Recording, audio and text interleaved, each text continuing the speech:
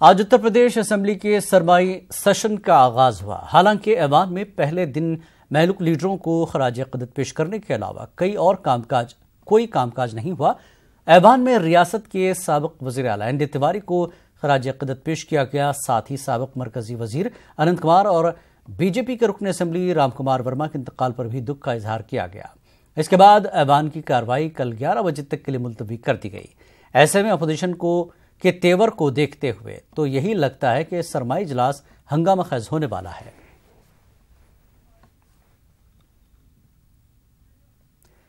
BSP हुकूमत में वजीर रहे याकूब कुरैशी की मीट फैक्ट्री पर ताला लग गया है। इल्जाम है कि याकूब कुरैशी की अल-फहीम मीट्स के नाम से गैर कानूनी तौर पर मीट प्लांट चल रहा था। मीट प्लांट का नक्शा मेरठ डेवलपमेंट अथॉरिटी से पास नहीं हुआ था। साथ ही कई शोबों की जांच में भी खामियां पाई गई हैं। लगातार उनको नोटिसें दी गई थी।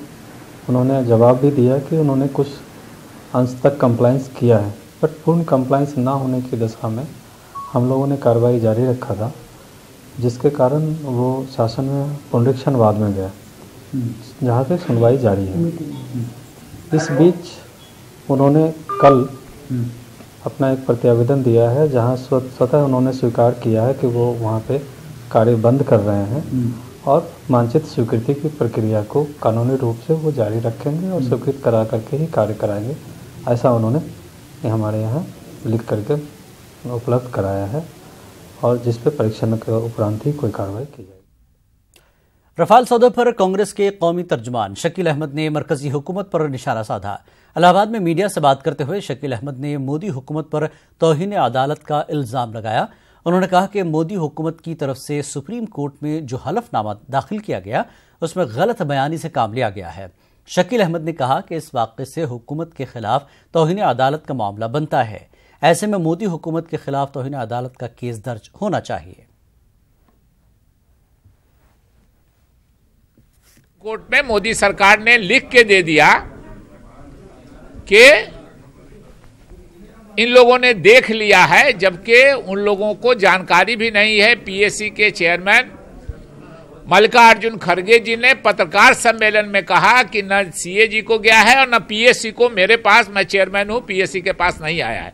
तो इसका मतलब है कि अवमानना की है नरेंद्र मोदी जी की सरकार ने, सुप्रीम कोर्ट में लिखित रूप से गलत दिया है।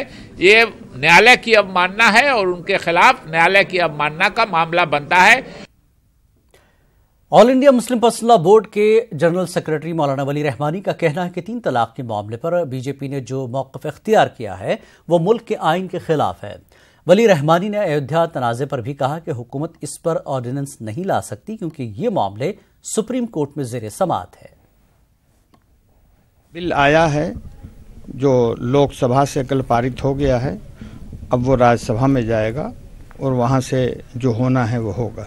उसके बाद मुस्लिम पर्सनल लॉ बोर्ड अपनी पॉलिसी बनाएगा कि उसको क्या करना है और क्या नहीं करना है। बुनियादी बात समझनी चाहिए कि ये मामला मजहबी है और कॉन्स्टिट्यूशन ने मजहबी आज़ादी के हक़ को माना है।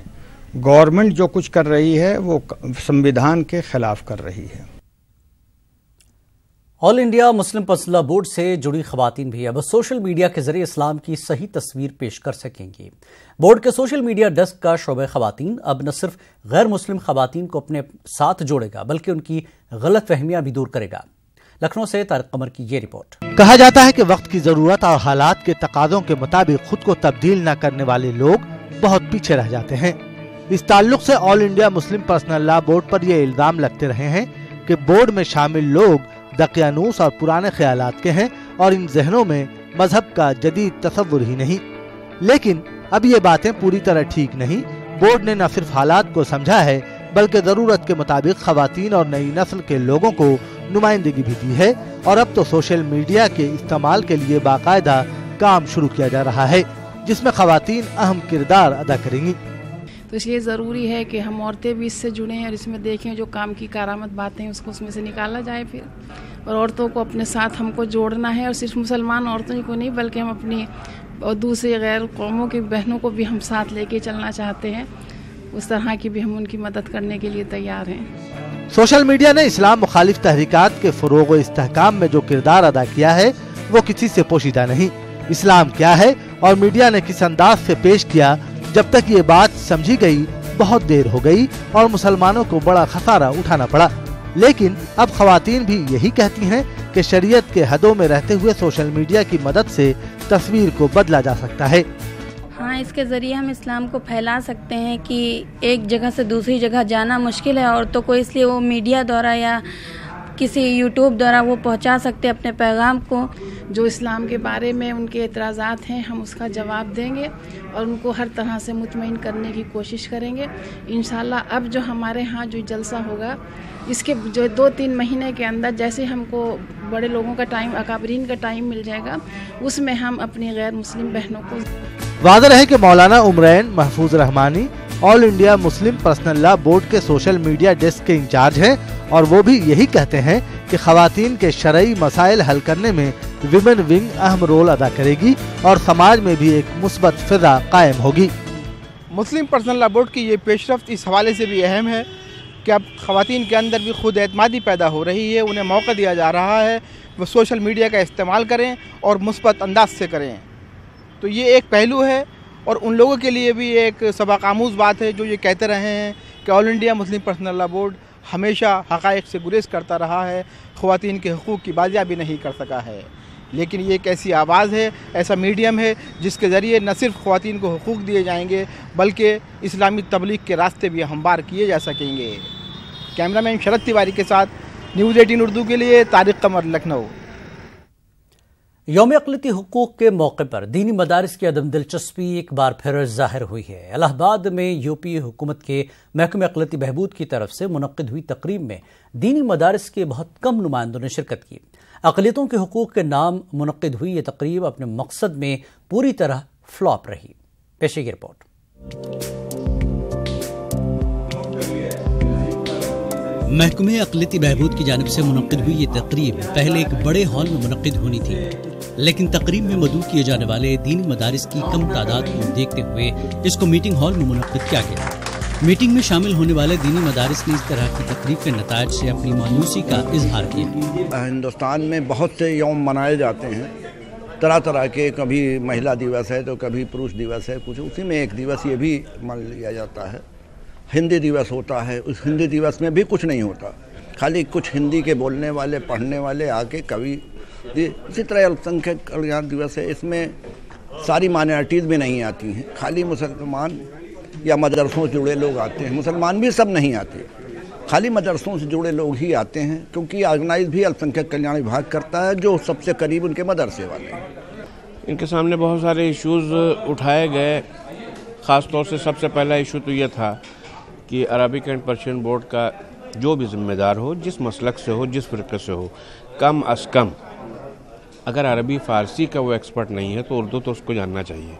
इसलिए कि हम जो करस्पॉन्डेंट करते हैं, जो मुरासले भेजते हैं, तो हमारे खतूत को न कोई पढ़ पाता है और न वहाँ से उसका कोई माकूल जवाब आता है। मीटिंग की सदारत अक़लियती बहबूद की डिप्टी डायरेक्टर शिव प्रकाश तिवारी ने की। उन्होंने दावा किया कि रियासती हुकूमत अक़लियतों की फलाह के लिए काम कर रही है। विगत वर्षों की भांति इस वर्ष भी 18 दिसंबर के अवसर पे अल्पसंख्यक अधिकार दिवस मनाया जा रहा है। मुख्यालय स्तर पे ये कार्यक्रम आयोजित किया जा रहा है, जिसमें आप देख रहे हैं सभी अल्पसंख्यक समुदाय के वर्गों को बुला करके शासन के निर्देश के क्रम में शासन के द्वारा चलाई जा रही विभिन्न योजनाओं का प्रचार प्रसार और उनके योजनाओं से जो लाभान्वित हैं उनके बारे में बताया गया। इसके अतिरिक्त जो अन्य चीज़ें हैं, जैसे कि क्या आप स्कूल की बेहतरी के लिए, बच्चों की शिक्षा की बेहतरी के लिए कर सकते हैं, उस पर फोकस किया गया और सभी को इस बारे में विशेष बधाई दी गई। दीनी मदारिस के जिम्मेदारों का ख्याल है कि यौम अक़लियती हुकूक़ की तकरीब अब महज रस्म बनकर रह गई है। उनका कहना है कि जब तक अक़लियतों के बुनियादी मसाइल को हल नहीं किया जाता उस वक्त तक इस तरह की तकरीब का कोई मतलब नहीं रह जाता है। न्यूज़ 18 उर्दू के लिए इलाहाबाद से मुश्ताक आमिर की रिपोर्ट। गाजीपुर में आज बंद पड़े नील गोदाम की दीवार मुनहदिम होने से 4 नौजवानों की मौत हो गई, जबकि एक नौजवान शदीद तौर पर जख्मी हो गया, जिसका अस्पताल में इलाज चल रहा है। यह दर्दनाक हादसा जंगीपुर थाना इलाके महरली भेरी गांव में पेश आया, जहां बंद पड़े नील गोदाम पर 5 नौजवान ठंड से बचने के लिए धूप सेक रहे थे। इसी दौरान अचानक दीवार गिर गई। पुलिस इस पूरे मामले की जांच कर रही है। जी, ये जंगीपुर थाने में बैरियापुर गांव में 4 लोगों की मृत्यु हो गई है और दीवार के धंसने से, और एक इंजर्ड है और अस्पताल में भर्ती है। ये कह रहे थे कि यहाँ पे कंपाउंड पे बैठे थे तो 1 घंटा पहले वो शायद पुरानी दीवार थी तो वो धंस गई है और सब पूरा उनके ऊपर गिर गया तो मृत्यु। नोएडा में सलारपुर केएम पब्लिक स्कूल की दीवार मुनहदम होने के मामले में बड़ी कार्रवाई हुई है। इस मामले में पुलिस ने स्कूल के प्रिंसिपल संजीव झा को गिरफ्तार कर लिया है। पुलिस ने इस मामले में 6 अफराद के खिलाफ एफआईआर दर्ज की थी। पुलिस का दावा है कि बहुत जल्द सभी मुलजमीन को गिरफ्तार कर लिया जाएगा। वाज़ेह है कि स्कूल की दीवार मुनहदम होने से 2 बच्चों की मौत हो गई थी। सलारपुर गांव में केएम पब्लिक स्कूल की बाउंड्री वाल गिरने के संदर्भ में एक एफआईआर पुलिस की तरफ से पंजीकृत की गई थी। इसमें 6 लोग नामजद किए गए थे, जिसमें से प्रिंसिपल संजीव झा की गिरफ्तारी कर ली गई है। उन्हें आज कोर्ट के समक्ष प्रोड्यूस किया जाएगा। और किन लोगों की गिरफ्तारी भी होनी है? अभी बाकी 5 लोग हैं, जो स्कूल के ओनर हैं, जो स्कूल के प्रबंधक हैं, साथ ही वो जो प्लाट जिसमें वर्क चल रहा था, कंस्ट्रक्शन वर्क चल रहा था, उसके ओनर और उनके बेटे की गिरफ्तारी। अलीगढ़ मुस्लिम यूनिवर्सिटी में गुज़श्ता दिनों एक ही तेल में वेज और नॉन वेज खाना बनने का तनाज़ा खड़ा हुआ था, जिसके बाद अब एएमयू इंतजामिया ने एक्शन लेते हुए बावर्ची खाने में सीसीटीवी कैमरे लगाने के अहकाम जारी किए हैं। यूनिवर्सिटी के तर्जुमान प्रोफेसर शाफिक कुदवई के मुताबिक एएमयू में सभी मज़ाहिब का एहतराम किया जाता है। अलीगढ़ मुस्लिम यूनिवर्सिटी में ज़ाहिर विभिन्न संप्रदायों के स्टूडेंट्स यहाँ पे पढ़ते हैं, तो ये अभी हम लोग भी तमाम धार्मिक जो भावनाएं हैं और जो फूड हैबिट्स हैं उसका ध्यान में रखते हैं। लेकिन ये डिमांड की जा रही थी, हम लोग कोशिश भी करते थे पहले भी कि बर्तन नॉन वेज और नॉन वेजिटेरियन और नॉन वेजिटेरियन के बर्तन अलग अलग होते थे। लेकिन अब हम लोगों ने ये डिमांड की गई है और लड़कों की तरफ से भी डिमांड हुई है। यूनिवर्सिटी ने इस पर फैसला ये किया है कि जो SS हॉल में और जहाँ ये लोग इसमें जो खाना जो है वेज और नॉन वेज खाना अलग अलग बनेगा। और CCTV की बात हुई थी ताकि जो है गुणवत्ता जो है तमाम फूड की गुणवत्ता बनाए अच्छी तरह से रहे। अलीगढ़ मुस्लिम यूनिवर्सिटी के शोबे उर्दू में आलमी शोहरत याफ्ता अदीबा परवीन शीर के मजमूए कलाम बेकरानिया की इजराई vice chancellor professor Tariq Mansoor के हाथों अमल में आई। इस मौके पर उर्दू, फारसी, अरबी और अंग्रेजी के माहिरीन ने बड़ी तादाद में शिरकत की और परवीन शीर के काम को सराहा। बेकरानिया की इजराई तकरीब से खिताब करते हुए मुसन्नफ़ा परवीन शीर ने कहा कि दुनिया में इंसान पर जो मजालिम ढाए जा रहे हैं, ये शेरी मजमुआ उसकी अक्कासी करता है। वहीं मुकर्रिरीन ने कहा कि परवीन शीर ने दयार गैर में उर्दू की शमा को जिस तरह से रोशन किया हुआ है वो एक मिसाल है। बेकरानिया में मैंने जो मेरे जो बाहर के जो माहौल मिले, मुझे जो हवा हमारे अंदर गई, वो जो पाया बाहर की दुनिया से वो अंदर की दुनिया से बाहर आ गई। और फितरत और इंसान की जो तबाही और बर्बादी हो रही है दुनिया में, उससे जो मेरा दिल दुखा है, ये बेकरानिया जो है, ये बेकरानिया में सब कुछ है। ये मजमुआ ज़ाहिर है कि उनकी बेहतरीन गज़लों और बेहतरीन नज़मों का मजमुआ है। इसकी एक ख़ास बात यह है कि ये अंग्रेज़ी में इसका ट्रांसलेशन और उर्दू में ओरिजिनल एक ही किताब में शाये हुआ है। बहुत खूबसूरत किताब छपी है। वो मुसव्विर भी हैं, उन्होंने तस्वीरें ख़ुद बनाई हैं जो उनकी शायरी के सिलसिले में एक तरह से पेंटिंग की शक्ल में वही फ़िक्र और वही अफकार का इजहार कर रही हैं। वो सारी पेंटिंग्स इनकी 2 ज़बानों की नज़मों का ये मजमुआ है जिसको उन्होंने अपनी पेंटिंग्स के जरिए मजीद उजागर किया है अपने थॉट को। और ये जैसा मैंने अपनी अभी जो चंद अल्फाज कहे उसमें कहा, उनकी नज़मों में वही गहराई है और वही डेप्थ है और वही बारीकी है जो दरअसल उर्दू और फारसी की गज़लों का हिस्सा है। हमने जैसा कहा कि तख्लीकी इजहार 3 सतहों पर नज़र आता है। अव्वलन अल्फाज के ज़रिए यानी नज़मों के ज़रिए, फिर नज़मों में तख्लीक की जो बेपनाही और बेकरानी और वुसअत है उसको एक दूसरे पहलू, एक दूसरे तख्लीकी पैराए यानी पेंटिंग यानी मुसव्विरी के ज़रिए उसको ज़ाहिर किया जाता है। और फिर कमाल ये हुआ है कि उसके अंग्रेज़ी तर्जमे के ज़रिए एक दूसरे ज़बान के मुहावरे में भी उसे और ज़्यादा वुसअत दी गई है। इस तरह जो तख्लीकी मतन है वो कई सतहों पर अपने कारी और अपने सामे और अपने पढ़ने वालों को मुतय्यन करता है। बिहार हुकूमत ने आंगनबाड़ी खिदमतगारों और माविनीन की उजरत में इजाफा कर दिया है। मंगल को हुई नीतीश काबीना की मीटिंग में इस पर मुहर लगाई गई।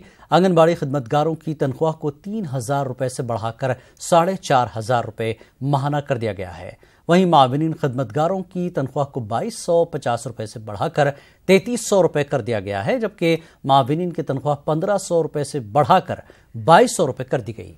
काबीना की मीटिंग में आर ब्लॉक दीघा नई सड़क की तामीर के लिए 379 करोड़ रुपए मंजूर किए गए हैं।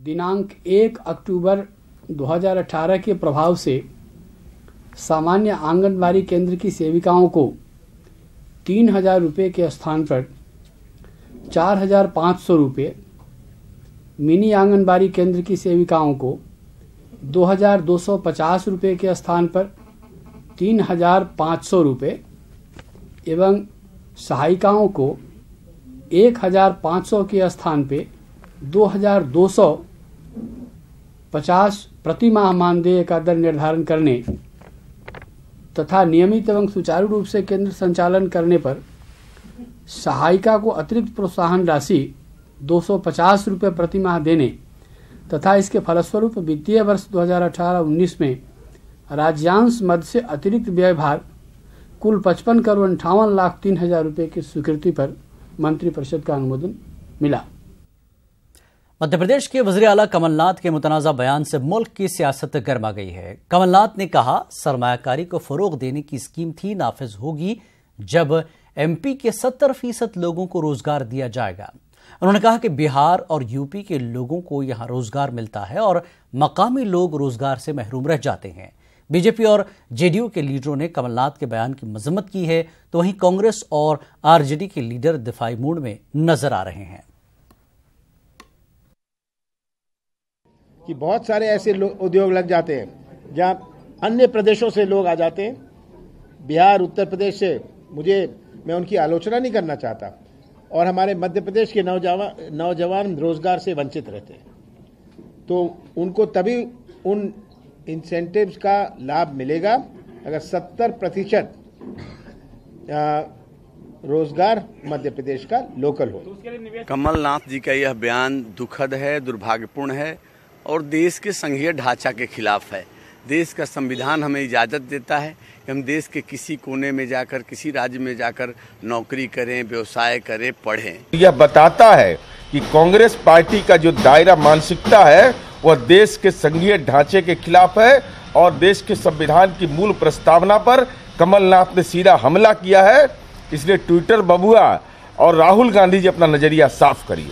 बिहार, उत्तर प्रदेश, गुजरात, महाराष्ट्र का देश के हर व्यक्ति कहीं भी रहने के लिए स्वतंत्र है और रहेगा।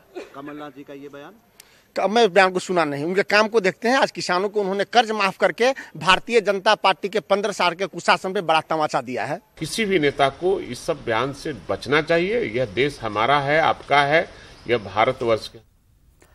आरएलएसपी के रुकन असेंबली ललन पासवान के मुतनाज़ा बयान के बाद बिहार की सियासत गर्मा गई। हुक्मरान जमात और अपोजिशन ने एक सुर में ललन पासवान के बयान की मजम्मत की है।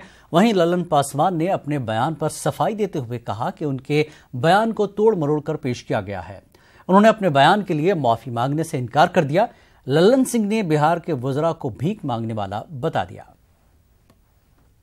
200% अगर ये बात रहता तो सुनिए, आपको बता रहे हैं, नीतीश कुमार जी के यहाँ जैसे मन करता ना उसी दिन चले जाते और आज जाएंगे तो काले मंत्रिमंडल के विस्तार हो जाएगा। ब्रदर, आप मेरे बारे में आप बढ़िया से नहीं जानते हैं। हमने के बिहार वाले लाइन में नहीं खींचे, वो बताओ तनी हमने के गोल वोल मारे कोई तो दिल्ली वाला मारा ले। हमने के बिहार में क्या मंत्रिमंडल में हमने के जानते नहीं क्या मंत्रिमंडल बैठ के रो तो भीख मांगते हो। हमने के गोल मारे को तो नहीं पिलाती कि लोकसभा से शराब अगर देगा तो विचार किया जाएगा। आप अपनी बातों को लेकर के माफी मांगेंगे? जी ना, कोई सवाल ही नहीं उठता है। क्या मैंने बोला हम अपनी बात कहेंगे तो आप उसको कहिएगा कि माफ़ी मांग ले, क्यों हम कहेंगे हम अपनी हिस्सेदारी की बात कर रहे हैं, हम ठीक बात आबो में हम कर रहे हैं, कोई भीख थोड़े मांग रहे हैं।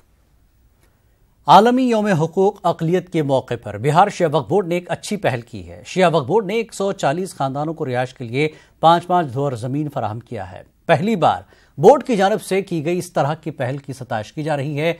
बोर्ड ने हज भवन में एक प्रोग्राम मुनक्किद करके गरीब मुसलमानों के दरमियान वक्फ कानून के मुताबिक ज़मीन तकसीम की। पटना के हज भवन में मुनक्किद ये शिया वक्फ बोर्ड का प्रोग्राम है। प्रोग्राम में बैठे ये लोग बेघर हैं जिन्हें जमीन देकर शिया वक्फ बोर्ड ने उनके हौसले को बुलंद किया है। दरअसल ये लोग पटना के चांद कॉलोनी में तवील अरसे से रहाइश पजीर थे, लेकिन इस जमीन पर माफियाओं का नाजायज कब्जा था। शिया वक्फ बोर्ड ने इन जमीनात को आज़ाद कराया और गुरबा में तकसीम कर दिया। 5-5 धूर ज़मीन दिया गया है वक्फ लीज रूल के हिसाब से, जो पर धूर 100 रुपये होगा। और वो वक्फ एक्ट में लीज रूल में ये प्रावधान है कि 30 साल तक वक्फ की ज़मीन को दिया जा सकता है, उसी कानून के तहत उन्हें दिया गया है। पहले मरहले में 140 खानदान को 5-5 धूर ज़मीन फराहम की गई है। बोर्ड का दावा है कि मुस्तकबिल में भी गरीबों को जमीन देने का सिलसिला जारी रहेगा। इस जमीन पर घर बनाने वाले लोगों से बोर्ड मामूली किराया भी वसूल करेगा। जमीन हासिल करने वाले लोग काफी खुश हैं। शिया वक्फ बोर्ड की अच्छी पहल है, अच्छी कोशिश है कि बिहार में जहाँ कहीं भी दबे कुचले लोग हैं उन्हें वक्फ की उन प्रॉपर्टी पर जो अतिक्रमण में है या किसी के कब्जे में उसे छुड़ा करके गरीबों को वहाँ बसाया जाए, रहने के लिए उन्हें घर दिया जाए। आज पटना के अमीरी बेगम वक्फ स्टेट गायघाट चांद कॉलोनी में बसे हुए 140 लोगों को शिया वक्फ बोर्ड की तरफ से 5-5 धूर ज़मीन बतौर किराया दिया जाएगा। हम लोग रह रहे थे, आज ने शिया वक्फ बोर्ड की इसमें गए और चेयरमैन साहब ने जो किया है उसको मैं धन्यवाद देता हूं, उसका मैं शुक्रिया अदा करता हूं। चेयरमैन का हमने बहुत अच्छी तरीक़ा से और समझ-बूझ कर उन्होंने काम किया है। बोर्ड की इस पहल की चार जानिब से सताइश की जा रही है। न्यूज़ 18 उर्दू के लिए पटना से महफूज आलम की रिपोर्ट। खास बात यूपी बिहार में फिलहाल इतना ही। आदाब।